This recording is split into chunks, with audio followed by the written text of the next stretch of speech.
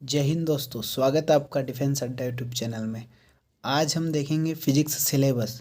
UPSC में NDA paper में आपका फिजिक्स से क्या पोर्शन आता है। उससे पहले हम जान लेते हैं कि जीएटी सेक्शन में आपके कितने सब्जेक्ट रहते हैं। तो सबसे पहले जीएटी में आपका सबसे जो ज़्यादा पोर्शन कवर करता है वो होता है आपके फिजिक्स। फिर उसके बाद आपके केमिस्ट्री एंड साइंस आते हैं। जनरल साइंस रहता है आपके, जो केवल आपके 10th तक ही का ही रहता है। उसके बाद फिर आपके जियोग्राफी पूछता है।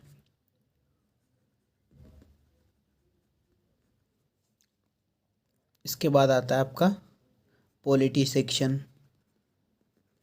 उसके बाद फिर इकोनॉमी से कुछ क्वेश्चन आते हैं आपके पास। इसके बाद आपका हिस्ट्री रहता है। उसके बाद फिर वो कुछ जीके का पोर्शन लेता है और कुछ करंट अफेयर्स आपके क्वेश्चन पूछता है।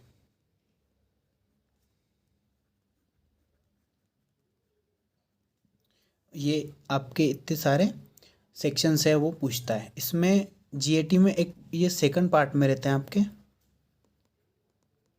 फर्स्ट पार्ट में रहता है आपका इंग्लिश। इसमें आपका इंग्लिश रहता है। इंग्लिश के आपके क्वेश्चन आते हैं 50 क्वेश्चंस आते हैं आपके। और 50 क्वेश्चन में जिसमें आपको 4 मार्क्स पर क्वेश्चन रहते हैं। पार्ट 1 रहता है आपका 200 मार्क्स का। इसके बाद जो आपका पार्ट 2 रहता है वो आपका 400 मार्क्स का रहता है, जिसमें आपको आते हैं 100 क्वेश्चन।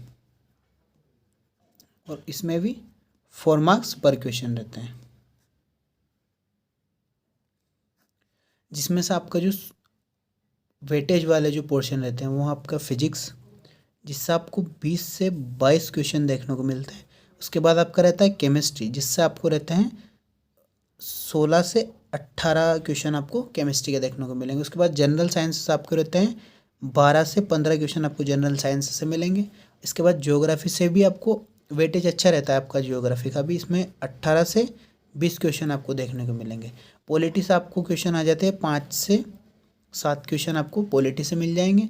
इकोनॉमी से आपको कभी बहुत बार क्वेश्चन नहीं भी आते, बट आते हैं उस टाइम पे 3 से 5 क्वेश्चन के लगभग आपको हर बार मिल जाते हैं। इसके बाद हिस्ट्री भी आपका अच्छा वेटेज रखता है।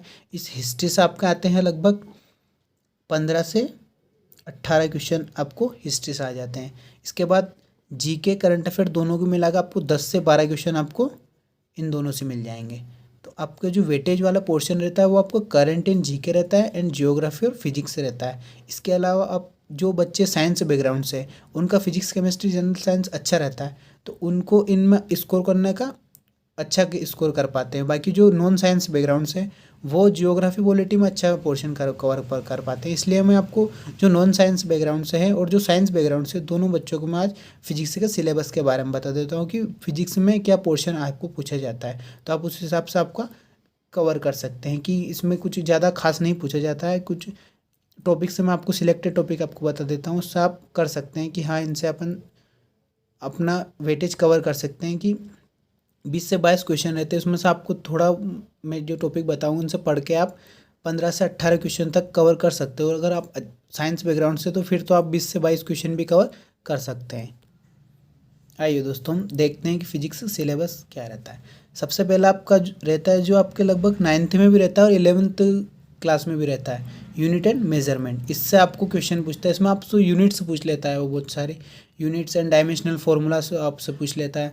तो इसमें से आपको वेटेज 1 से 2 क्वेश्चन का ही रहता है, इससे ज़्यादा नहीं रहता। इसके बाद आपका रहता है मोशन फोर्स एंड वर्क, जिसमें न्यूटन्स लॉ ऑफ मोशन आ जाता है, प्रोजेक्टाइल मोशन आ जाता है, सर्कुलर मोशन आ जाता है, डिस्प्लेसमेंट, एक्सेलरेशन, इन सब से आपको न्यूमेरिकल टाइप क्वेश्चन आ जाते हैं। तो इससे भी आपका वेटेज लगभग 3 से 4 क्वेश्चन का रहता है। ये आपका अच्छा वेटेज कवर करता है। इसमें आपको लॉज सारे पढ़ने रहते हैं। इसका बस बेसिक ये लॉज वगैरह भी पूछ लेता है बहुत बार कि किस में क्या लॉ लग रहा है।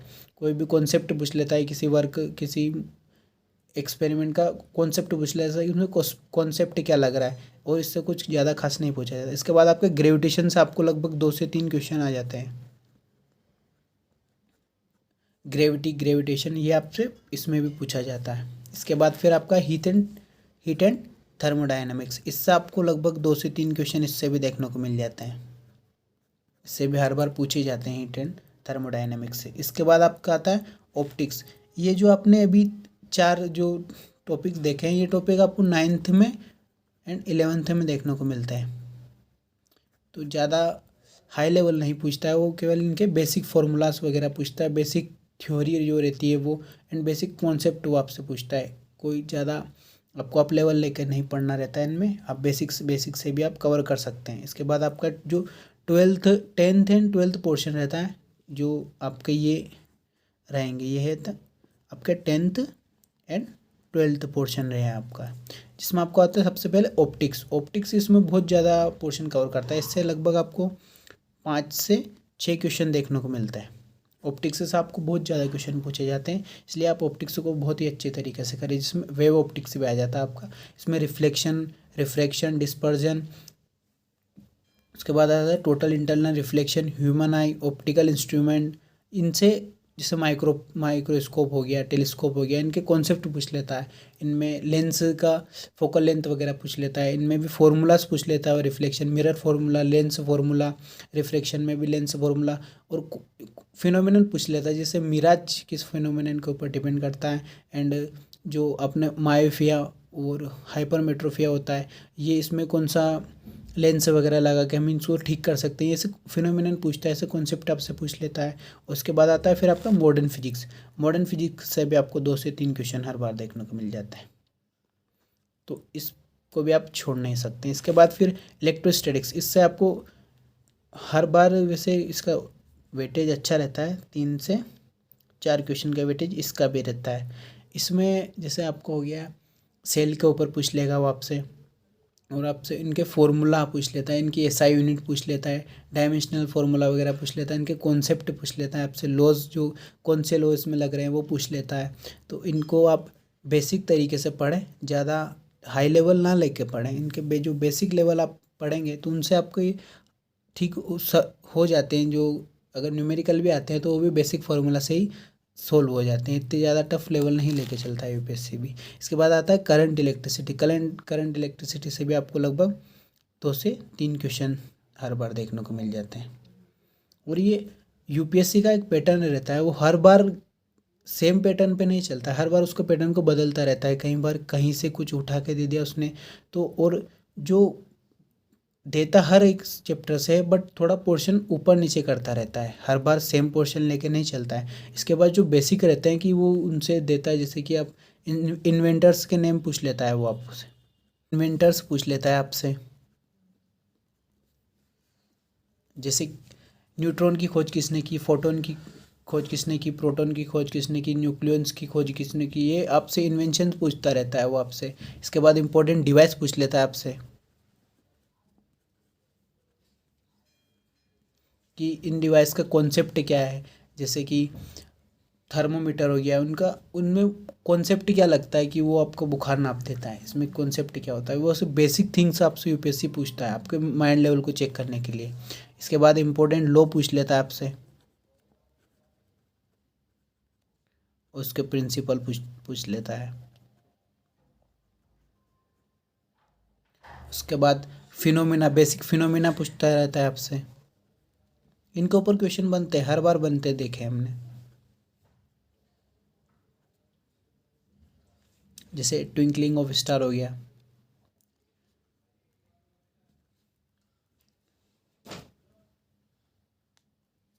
ये इसमें फिनोमिना क्या लगता है, जैसे बियोंसी हो गया,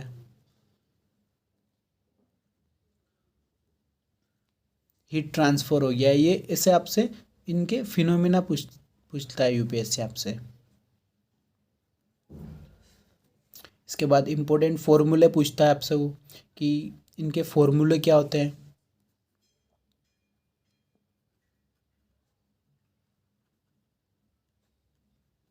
जैसे लेंस फार्मूला मैंने अभी आपको बताया, तो ऑप्टिक्स से भी पूछता है वो। इसके बाद करंट इलेक्ट्रिसिटी से आपको बहुत सारे फार्मूले पूछता है, फार्मूले एंड उसकी एसआई यूनिट पूछ लेता है।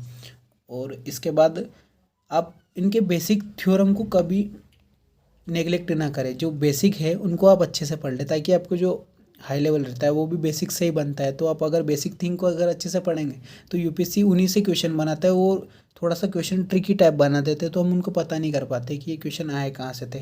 जैसे अभी 2021 का अपन सेकंड पेपर को देखें तो इसमें उनने ऑप्टिक्स से क्वेश्चन पूछे हैं, जैसे कॉर्निया इन ह्यूमन आई, ये ह्यूमन आई से क्वेश्चन डायरेक्ट पूछ लिया गया है। इसके बाद पावर ऑफ लेंस से पूछा उनने, तो पावर से क्वेश्चन बना है। उसके बाद फिर मिरर, जो प्लेन मिरर रहता है उस प्लेन मिरर से आपसे क्वेश्चन पूछ लिया। ये थोड़ा घुमा के क्वेश्चन पूछा गया है तो इसका जवाब नहीं दे पाते बहुत सारे बच्चे, बल्कि इसमें focal length goes to infinity आता है। फिर उसके बाद साउंड से क्वेश्चन आते हैं, reverberation is a phenomena associated with a, तो रिवर्बरेशन में कौन सा फिनोमिना लगता है, तो मल्टीपल रिफ्लेक्शन ऑफ साउंड वाला जो मैंने अभी आपको बताया था फिनोमिना पे भी क्वेश्चन पूछता है, तो ये आपसे फिनोमिना वाला क्वेश्चन हो गया।